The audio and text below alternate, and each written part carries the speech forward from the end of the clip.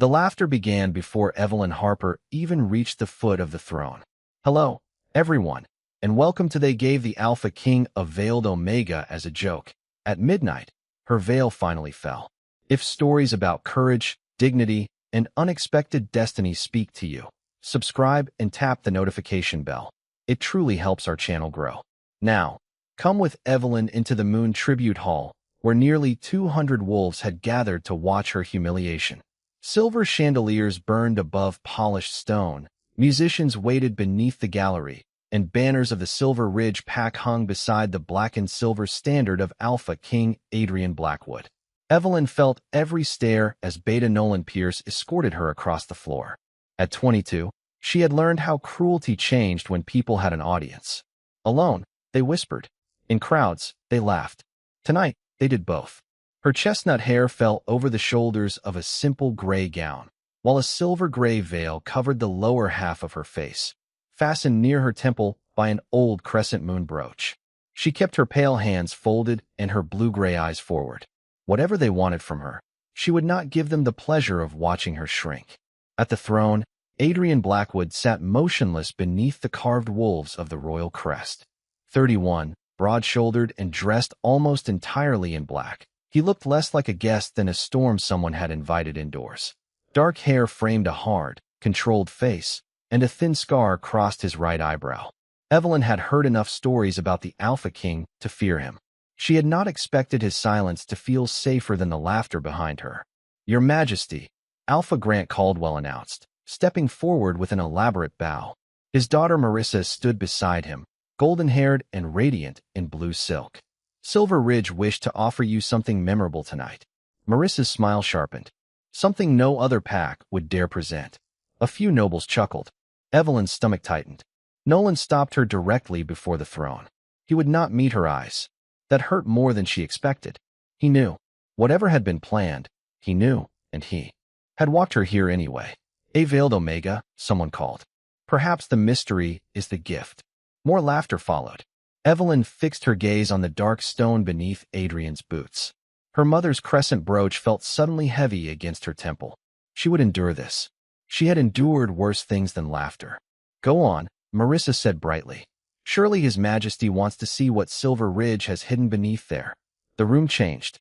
Evelyn sensed it before she dared look up. Adrian had not moved, yet something in his expression had gone still in a dangerous way. His silver-gray eyes traveled from Marissa to Grant, then to Nolan, and finally settled on Evelyn. Not on her veil, on her eyes. "Is this your idea of a tribute?" he asked. Grant laughed uncertainly. "Only a little entertainment, Your Majesty." Adrian's jaw tightened. Marissa stepped closer, apparently mistaking his quiet for permission. "Then let us finish the joke." She lifted one hand toward Evelyn's veil. Evelyn recoiled before she could stop herself. The movement was small, but Adrian saw it. "Don't." One word silenced the hall. Marissa froze.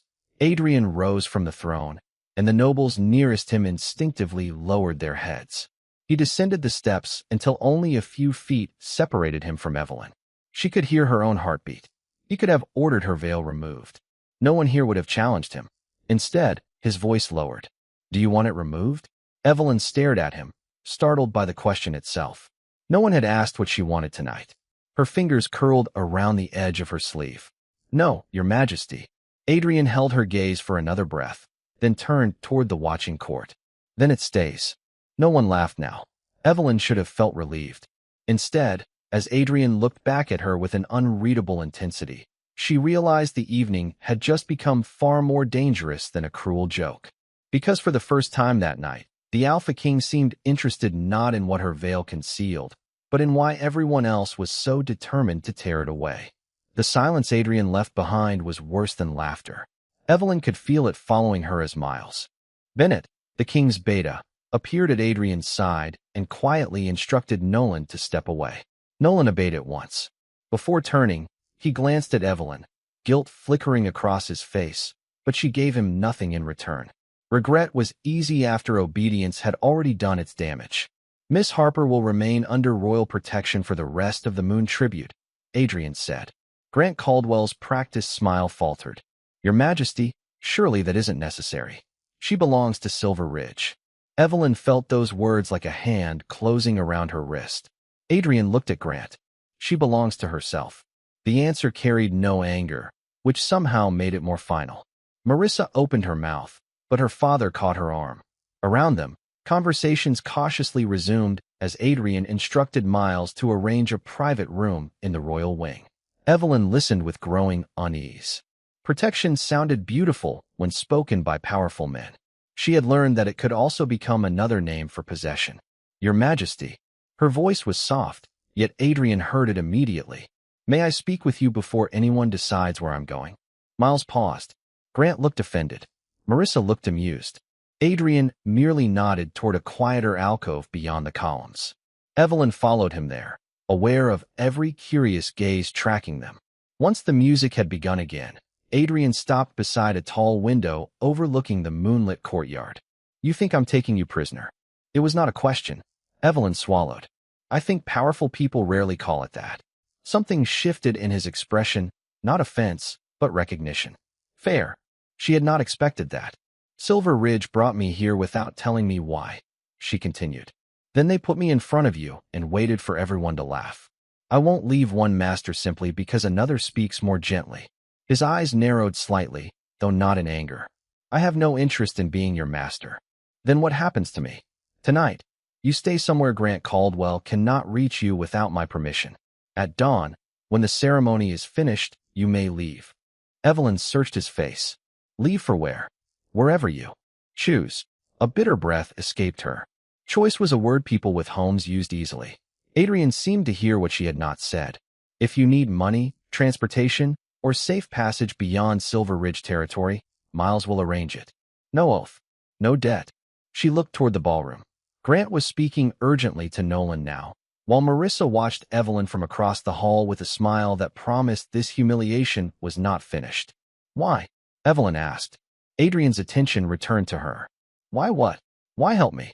For the first time, his composure showed a crack. Not tenderness. Something older and colder. Because an alpha who cannot protect the least powerful person under his authority has no business calling himself an alpha. Evelyn lowered her eyes, unexpectedly shaken. She wanted to believe him.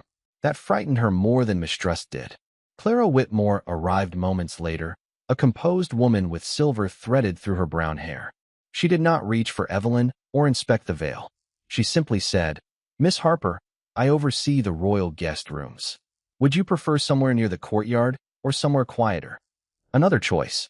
2 in less than 5 minutes. Evelyn almost laughed at how strange it felt. Quieter, please. As Clara led her away, Evelyn glanced back once. Adrian had already returned to Miles, but he was not watching the nobles surrounding him. He was watching her. Later, inside a small chamber warmed by a fire, Evelyn finally loosened her clenched hands. On the table sat fresh water, supper, and nothing resembling a command. She touched the crescent brooch, securing her veil. Then a muffled cry sounded beyond her door. Not fear exactly. Pain. Evelyn went still. She knew that sound, not with her ears, but with the quiet instinct she had spent years pretending did not exist. Someone nearby was losing control of their wolf. The cry beyond Evelyn's door came again, followed by the sharp clatter of metal against stone. She stepped into the corridor and found a young maid crouched beside an overturned tray, struggling to breathe. A nobleman in dark green stood over her, irritation tightening his face. I asked for wine, not a performance. The girl's pupils were widening. Her fingertips had begun to change, nails sharpening as panic pulled her wolf toward the surface. Evelyn knew that look. Please move away from her. The nobleman turned. Recognition brought a thin smile. The veiled gift. Evelyn ignored the insult and approached slowly. Your dominance is frightening her, wolf. Then she should learn control. He pressed harder. The maid folded inward with a frightened whimper. Evelyn's knees weakened under the same force, but she kept moving. Enough. And who exactly are you to tell me that? Nobody, according to Silver Ridge. The answer rose automatically in Evelyn's mind. For once, she refused to speak it. Someone asking you not to hurt her. His expression sharpened, but Evelyn was already kneeling. She held out her hand without making contact. Look at me. The maid shook her head. I can't. You don't have to be brave. Just choose one thing you can control. Evelyn waited. Take my hand if you want to. Several painful seconds passed before trembling fingers settled into hers. The girl's distress rushed against Evelyn's senses, heat, confusion, and animal terror searching for somewhere to strike. A dull ache immediately formed behind Evelyn's left eye. She breathed through it. Stay with my voice. In slowly. Now out. The maid followed once. Then again. Her emerging claws shortened. The tension in her shoulders began to release. Evelyn's headache sharpened with every breath she helped steady, but she did not let go until the girl did first. What is going on? Adrian's voice cut through the corridor. The nobleman straightened. Miles stood beside the king, his attention moving quickly over the broken glass and frightened servant. Your Majesty, I was correcting an incompetent, Lord Mercer. Adrian did not raise his voice. Leave. But now. Mercer disappeared down the passage. Clara arrived moments later and helped the maid to her feet. Before leaving, the girl looked at Evelyn. Thank you. Evelyn managed a small nod, pressing 2 fingers discreetly against her temple. Adrian noticed. Of course he did. What did you do? He asked after Clara had gone. Evelyn stiffened. I calmed her. And hurt yourself. It's only a headache. That wasn't there before you touched her.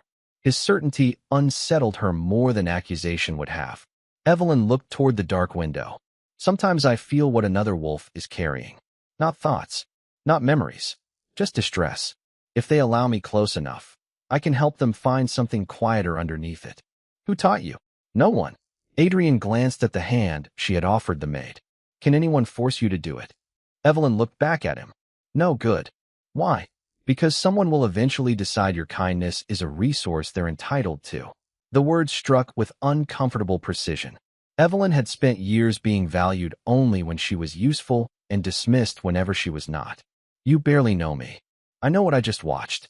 Adrian stepped closer, then stopped before entering her personal space. Helping someone should remain a choice. Evelyn almost answered, but something changed in him. His breathing caught. One hand closed around the stone windowsill so abruptly that his knuckles blanched. A hairline fracture appeared beneath his fingers. Miles moved instantly. Adrian. The use of his name told Evelyn more than the alarm in his voice. Adrian released the ledge. I'm fine. He was not. Evelyn felt it before she fully understood it. A violent pulse beneath his control, deeper and heavier than the maid's fear. Her headache vanished beneath the force of it. For one fleeting instant, something feral flashed through Adrian's silver-gray eyes. Then the king locked it away. Get some rest, Evelyn, he said, already turning. She watched him leave with Miles, remembering his warning about people treating kindness like something they owned. Yet beneath that thought came another, far more unsettling. The most powerful wolf she had ever encountered was suffering badly enough for her to feel it without touching him, and he seemed determined to make certain no one knew.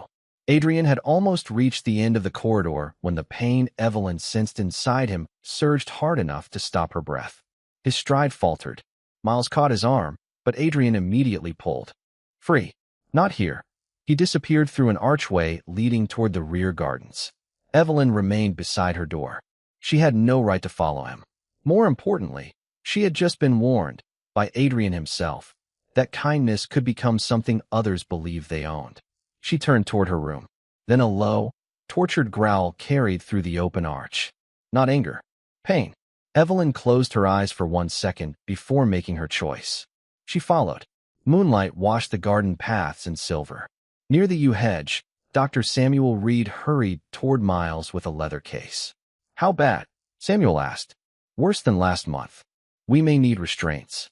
Another growl rolled through the darkness, followed by stone cracking. Evelyn moved toward the sound. Miss Harper. Miles blocked her path. You cannot go near him.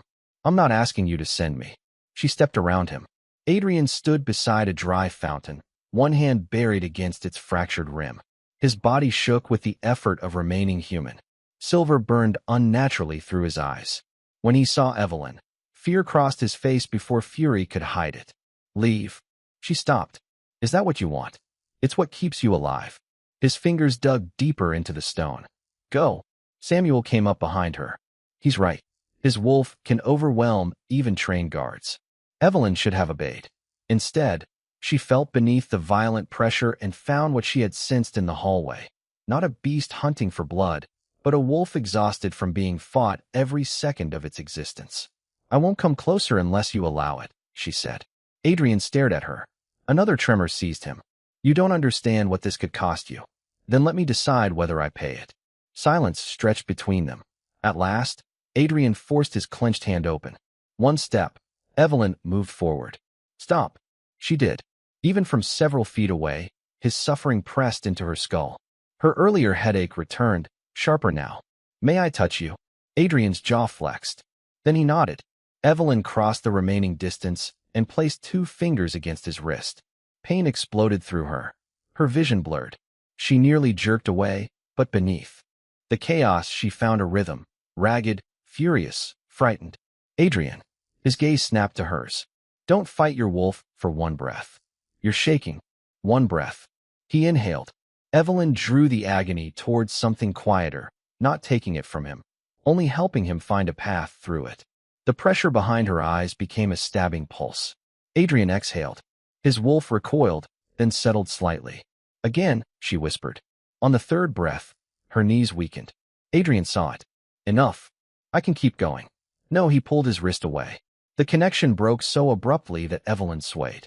Adrian caught her forearms before she fell. His breathing was still uneven. Silver remained around his pupils. He was not healed, but he had stopped her while he was still hurting. "I said enough." Evelyn stared at him. "You needed more time." "Not at that price." For a moment, neither moved. Then Adrian released her carefully. Samuel approached, disbelief replacing caution. The episode is receding. He checked Adrian's pulse. It normally escalates for nearly an hour. Miles looked from the king to Evelyn. "What did she do?" "She gave me a choice," Adrian said. His eyes remained on hers. "And I almost let it cost her too much."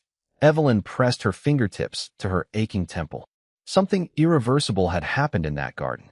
Adrian now knew she could reach the part of him no physician had touched, and Evelyn knew something more important. Even while fighting his own wolf, he had chosen her safety over his relief. Then Samuel spoke quietly. "If anyone at court learns she can do this, they won't see a woman who helped their king." His gaze settled on Evelyn.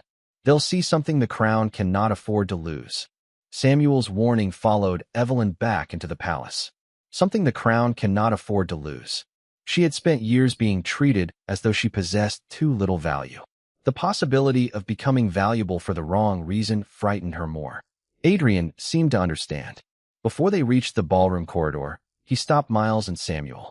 "What happened in that garden remains between us." Samuel frowned. "Your Majesty, if her ability can stabilize your wolf, she is not medicine." Adrian's tone left no room for argument. "You will continue treating me exactly as you did before tonight." Evelyn looked at him. Minutes earlier, he had been suffering badly enough to fracture stone, yet he was refusing to turn her into the easiest answer. "And if it happens again?" Samuel asked. Adrian's gaze remained on Evelyn. "Then whether she helps is her decision." No one had ever protected her right to say no before she had even been asked. That realization stayed with her when she returned to the Moon Tribute. The atmosphere had changed. Conversations stopped as she passed. 2 noble women glanced at her covered face, then toward Adrian. Near the musicians, Marissa Caldwell was speaking with a Silver Ridge attendant who quickly slipped something into his pocket. Evelyn noticed it, but kept walking. She had barely reached a side gallery when Marissa followed. Quite an evening for someone who arrived as a joke. Evelyn turned. "What do you want?" "To understand why the Alpha King disappeared into the garden and returned with you nearby." So the secret was already leaking. "Ask him." Marissa's smile tightened. "People are saying you did something to him. People say whatever makes cruelty sound respectable. And that veil makes rumors easy." Marissa reached toward it. Evelyn caught her wrist before her fingers touched the fabric. For the first time, Marissa looked genuinely surprised. "Don't." Evelyn released her. "You don't get to make that choice for me again." Marissa's expression hardened. "Eventually, everyone will see what you're hiding." "Perhaps." Evelyn stepped past her. "But not because you demanded it." Adrian was waiting farther down the gallery. He had witnessed enough to understand. "Do you want her removed from the palace?" he asked. Evelyn considered it. Once, she would have said yes simply to feel safe. "No, I want to stop arranging my life around people like her." Something almost warm entered his eyes. "Then what do you want?" Evelyn touched the crescent brooch at her temple. The answer frightened her because it had been waiting for years. My mother gave me this veil after I was hurt. She taught me there was a difference between protecting a wound while it healed and hiding because someone taught you shame. Adrian said nothing, allowing her to choose how much came next. I made myself a promise. If I ever removed it before others, no one would take it from me. I would choose the moment. When Evelyn looked through the windows toward the moon hanging above the courtyard. Midnight. Adrian's attention shifted briefly to the brooch, then back to her eyes. Then not 1 second before. Even if the court demands proof of whatever they think I am. Especially then. And if keeping it on creates problems for you? Adrian's answer came without hesitation. Your face is not a debt you owe my kingdom. Something inside Evelyn loosened. She could leave before midnight. Adrian had already promised a carriage, money, safe passage, freedom from Silver Ridge. No one would call it cowardice except the voice she had carried inside herself for too long. Then she remembered Marissa reaching for the veil. Evelyn made her choice. I'm staying until midnight. Adrian searched her face as though making certain the decision belonged entirely to her. All right. A bell sounded somewhere above them. 11 o'clock. Neither spoke for several seconds. Then Miles appeared at the far end of the gallery, moving faster than Evelyn had yet seen him move. He carried a folded sheet in one hand. Your Majesty. Adrian took it. His expression hardened as he read. What happened? Evelyn asked. Miles answered instead. Someone is telling the court that Miss Harper used forbidden influence on the king. Evelyn felt the old instinct to disappear rise inside her. This time, she let it pass. Adrian folded the paper. Your carriage can be ready within minutes. Evelyn looked toward the ballroom, where whispers were already gathering behind the closed doors. Then she touched her mother's crescent moon and shook her head. No, I chose midnight. For the first time in her life, staying was not something being done to her. It was something she had decided for herself. By 11:15, the accusation had crossed the palace faster than any official announcement could have. When Evelyn entered the ballroom beside Adrian, conversations softened into watchful silence. The laughter from earlier was gone. Suspicion had replaced it. Grant Caldwell stood near the hearth with Marissa, while Nolan Pierce remained several steps behind them. His face told Evelyn he already knew something had gone wrong. Miles moved to the center of the room. Before anyone repeats another accusation against Miss Harper, there is something this court should see.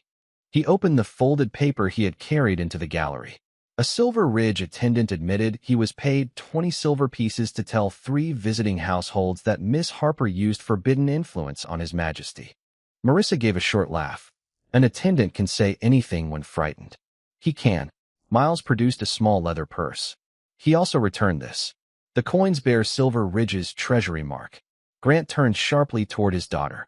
Marissa, I paid him to ask questions. You paid him to spread a charge of forbidden magic, Adrian said. His calm made the room feel colder. Marissa lifted her chin. Because no one else was willing to question what happened. She arrives hidden behind a veil, disappears near the king, and suddenly he treats her as though she matters more than every noblewoman here. Evelyn heard the wound beneath the contempt now. It did not excuse Marissa. It simply made her cruelty less mysterious. This began before the garden, Evelyn said. Before you had anything to accuse me of. Marissa said nothing. Miles turned toward Nolan. Beta Pierce, when were you told Miss Harper would be presented tonight? Nolan's face tightened. Grant intervened. My Beta answers to me. Not this time, Adrian said. Nolan looked at Evelyn. Shame made him seem younger than 28. 3 days ago. And what were you told? Miles asked. Nolan swallowed. That Lady Marissa wanted His Majesty entertained. Evelyn remained still. With me. Nolan lowered his eyes. Yes. Did you know why I wore the veil? A long pause. I knew enough. Grant's voice sharpened. You carried out an order. Nothing more. Nolan flinched. Adrian looked at Grant. An order does not erase the person harmed by obeying it. Marissa's composure finally cracked. It was supposed to be one joke. Her voice rose. He was supposed to pull off the veil. Everyone would laugh, and it would be over. Instead, she stands beside him as though she belongs here. The confession landed more heavily than any rumor. Evelyn had imagined confronting the truth would make her angry. Instead, she felt tired. You wanted him to finish what you started. Marissa's eyes flickered away. You wanted someone more powerful to humiliate me, so you wouldn't have to carry the blame. Grant stepped forward. Your Majesty, this has gone far enough. My daughter acted foolishly. We will take Evelyn back to Silver Ridge and settle the matter privately. Evelyn's stomach tightened at the word take. Adrian did not answer for her. He looked at Evelyn instead. That small restraint mattered more than any threat he could have made. No, she said. Grant stared at her. Excuse me. You don't take me anywhere. Her voice shook once, then steadied. I'm leaving Silver Ridge whether I leave this palace tonight or not. The statement changed everything. There would be no return to the life she had known. Adrian turned to Miles.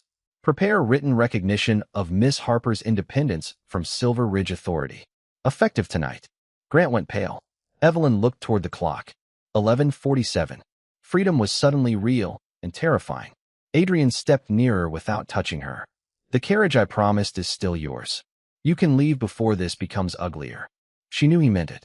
That was precisely why she could stay. Her fingers rested against the crescent brooch.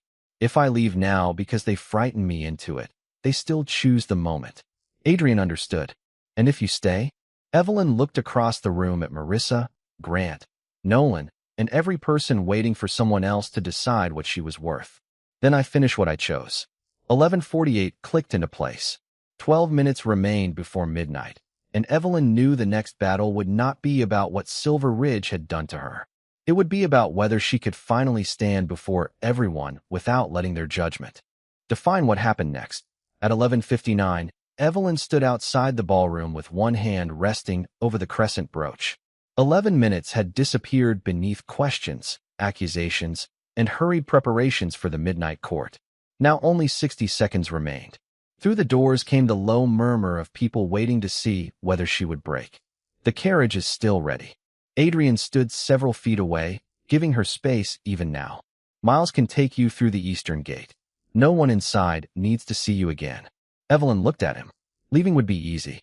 More than easy, it would be safe. Would you think less of me? No, even after I said I would stay. Changing your mind when the cost becomes clear is still a choice. Her throat tightened. Adrian could have commanded the room into silence. Instead, he was offering her an exit that might make him appear compromised before his own court. And what will you tell them about the garden? She asked. Nothing. They'll keep wondering what happened to you. Let them. Evelyn understood the sacrifice beneath those two words.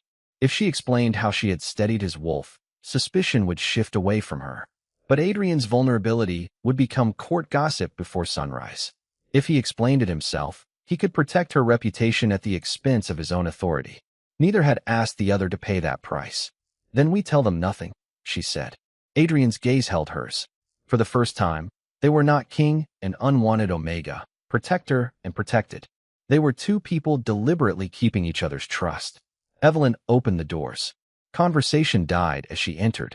Marissa stood near the dais, stripped now of her earlier confidence, but not her resentment. So she came back, she said. I did. Then finish it. If there's nothing shameful beneath that veil, remove it.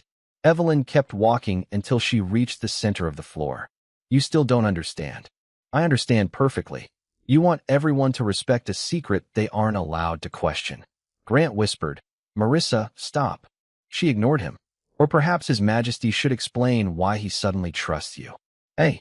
Dangerous stillness settled over Adrian. Evelyn knew what came next. One sentence could save her. She could tell them about his suffering, her touch, the way his wolf had quieted. She could make herself useful instead of suspicious. She looked toward Samuel, then Miles. Both understood. Adrian stepped forward. If this court requires someone to blame, blame me. I decided she would remain under royal protection before anything happened in that garden. Marissa seized on the opening. Then order her to show us. Adrian's expression hardened. No, why? Because power does not make another person's boundaries mine to erase. The clock mechanism clicked above them. Evelyn felt the sound in her chest. Adrian turned toward her. You owe them nothing. Midnight changes nothing unless you want it to. That was the final door he opened for her. She could keep the veil forever, and he would stand there while the entire court questioned him. Suddenly, Evelyn understood what she had been waiting for all these years. Not courage to show her face. Proof that the choice truly belonged to her. The first bell rang. Her hand rose to the brooch. The second followed. She remembered Lydia's fingers fastening it years earlier, never calling her ruined, never asking her to hide forever. By the sixth bell, Evelyn could hear Marissa breathing unevenly across the room. By the eighth, she no longer cared. At the 10th, Adrian extended his hand, not toward the veil, but toward Evelyn. Palm open. An offer, nothing more. She looked at it, then at him. You don't have to, he said. The 11th bell sounded. Evelyn did not take his hand. She smiled faintly instead. I know. And that was precisely why she was ready. The 12th stroke rolled across the palace. Evelyn unfastened her mother's crescent brooch herself, keeping the little silver moon secured in her palm. No one touched her. No one commanded her. She held Adrian's gaze as the silver-gray fabric slipped free. And for the first time, the veil fell because Evelyn Harper wanted it to. The veil reached the marble as the final bell faded. Evelyn heard no laughter. For several heartbeats, she heard nothing at all.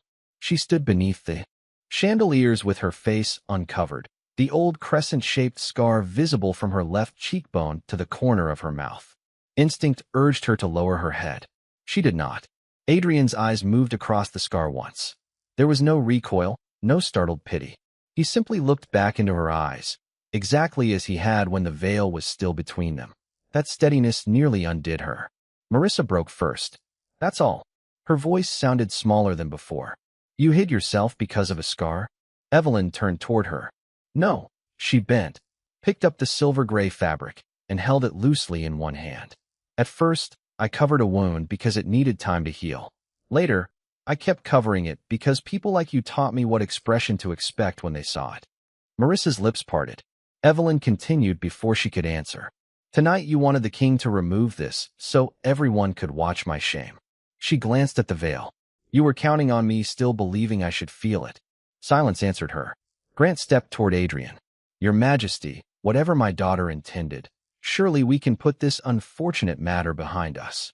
You cannot put another person's humiliation behind you simply because witnessing the consequence has become uncomfortable, Adrian said.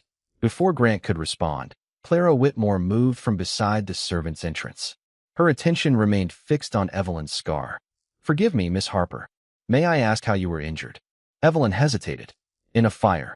Clara stopped. West Hollow. Evelyn looked at her sharply. How did you know? Because I remember seeing you afterward. Clara's voice softened. Not your name. Your face. A buried memory shifted. Evelyn remembered waking in a crowded village infirmary, smoke still trapped in her lungs, strangers moving between narrow beds. You were there?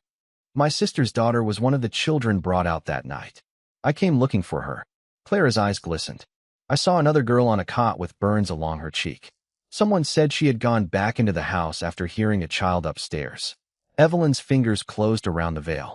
I found her near the window. Clara nodded. Her name is Hannah. She lived. The word struck Evelyn harder than any insult had. She lived? She's 15 now, Clara said, tears brightening her eyes. Healthy, stubborn, and every bit as alive as the girl you carried out of that house. Evelyn covered her mouth. A quiet sob escaped before she could stop it. For years, she had remembered flames, pain, and the horrified looks that followed. She had never known whether the child in her arms had survived. Adrian did not touch her. He waited until she looked toward him, then offered his hand. This time, Evelyn took it. Warmth moved through their joined palms. His wolf stirred, not with the violent distress she had felt in the garden, but with a quiet recognition. Something inside Evelyn answered. Adrian became still. So did she. Neither named it. Not yet. Across the room, Nolan stepped forward. Evelyn. He no longer hid behind Grant. I knew about the fire. I knew enough to understand why Marissa chose you, and I still brought you here. Grant snapped his name, but Nolan did not turn. I was afraid of losing my position. Evelyn wiped her cheek. Then decide what matters more before someone weaker pays for it again. Nolan bowed his head. I will. Adrian looked toward Miles. There will be a formal inquiry at dawn. Justice could wait a few hours. Evelyn had spent enough of the night being watched. She released Adrian's hand and looked down at the crescent brooch still resting safely in her palm. Then she placed the little silver moon in his hand. Keep this until morning. Adrian closed his fingers around it with careful solemnity. I will. Evelyn folded the veil and placed it on the edge of the empty throne. The scar remained uncovered. So did her faint smile. Midnight had not revealed a different woman beneath the fabric. It had revealed that Evelyn no longer saw herself through the eyes of those who wanted her ashamed. Adrian quietly reminded her that the carriage would still be waiting at sunrise. Evelyn looked at him, then toward the dark windows where the first hint of morning remained hours away. One choice was left now, the only one no king, pack, bond, or frightened memory could make for her. At sunrise, the carriage was waiting exactly where Adrian had promised it would be. Evelyn stood at the gallery window, watching the horses breathe mist into the pale morning. No guards blocked the courtyard. No royal command waited beside the door. She could leave, and Adrian had made certain everyone understood it. When he entered, he opened his hand. Her mother's crescent brooch rested in his palm. "This belongs to you." Evelyn accepted the little silver moon, remembering how deliberately she had entrusted it to him after midnight. For years, it had fastened a veil across her face. Now she slipped it into her pocket. "Thank you for keeping it safe. Thank you for trusting me with it." Miles arrived soon afterward with the first consequences of the night. Grant Caldwell would be suspended from exercising authority over vulnerable members of Silver Ridge while the Crown investigated the pack's treatment of lower-ranking wolves.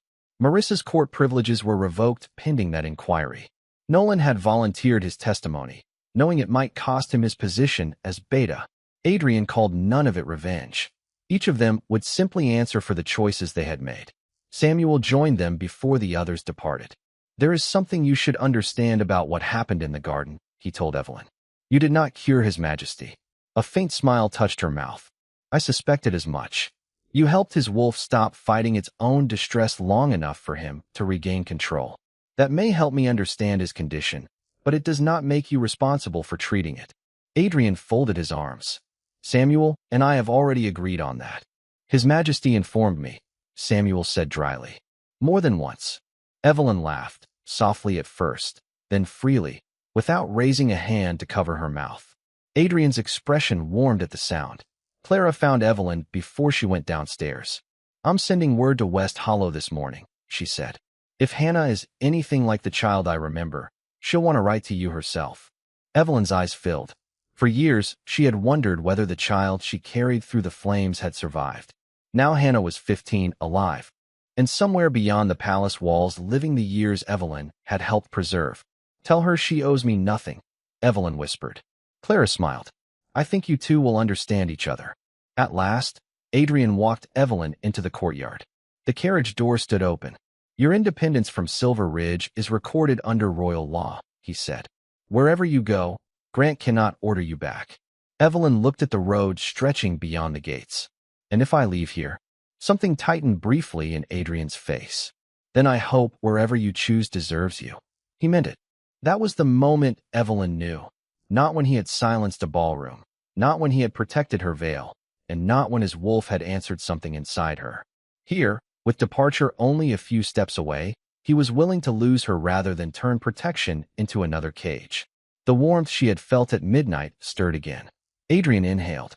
His wolf rose toward her presence, calm this time, while something quiet and certain awakened within Evelyn in answer. Recognition passed between them.